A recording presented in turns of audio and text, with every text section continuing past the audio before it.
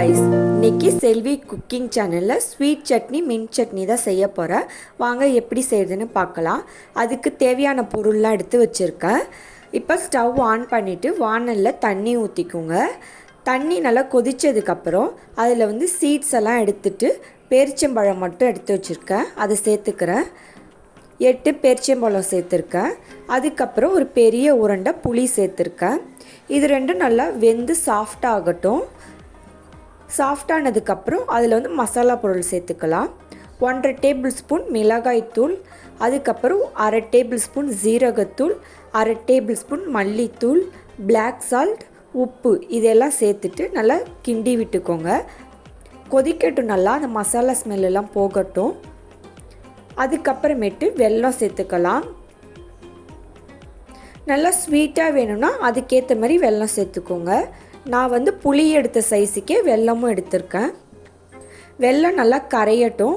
வெல்லம் கரைஞ்சதுக்கப்புறம் ஸ்டவ்வை ஆஃப் பண்ணிவிட்டு ஆற வச்சுருங்க. இது நல்லா ஆறுனதுக்கப்புறம் மிக்சியில் போட்டு ஃபைன் பேஸ்ட்டாக அரைச்சிக்கலாம். புளி சேர்க்குறப்ப அதில் இருக்கிற அந்த நாரெல்லாம் ரிமூவ் பண்ணிவிட்டு சேர்த்துக்கோங்க. நான் ரிமூவ் பண்ணி வச்சுருக்கேன், அதனால தான் புளி அப்படியே சேர்த்துருக்கேன்.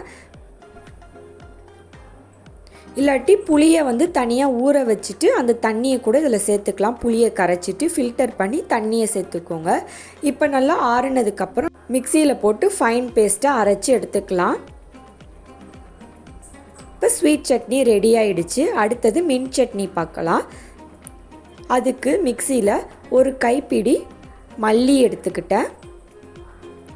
அதுக்கப்புறம் ஒரு கைப்பிடி புதினா எடுத்துருக்கேன். ரெண்டுமே ஒரே அளவு எடுத்துக்கோங்க.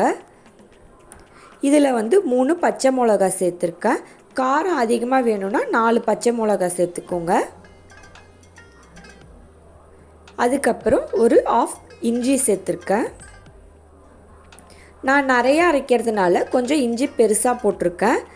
நீங்கள் எந்த அளவுக்கு சட்னி அரைக்கிறீங்களோ அதுக்கேற்ற மாதிரி பொருள்லாம் சேர்த்துக்கோங்க.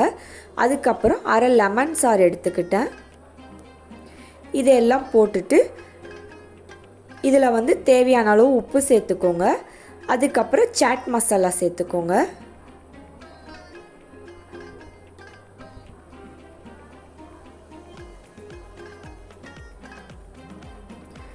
சாட் மசாலாலாம் சேர்த்துட்டு ஃபஸ்ட்டு மிக்சியில் தண்ணி ஊற்றாமல் அரைங்க. கொஞ்சம் அரைஞ்சதுக்கப்புறம் தண்ணி ஊற்றிட்டு அதுக்கப்புறம் நல்லா ஃபைன் பேஸ்ட்டாக அரைச்சிக்கோங்க.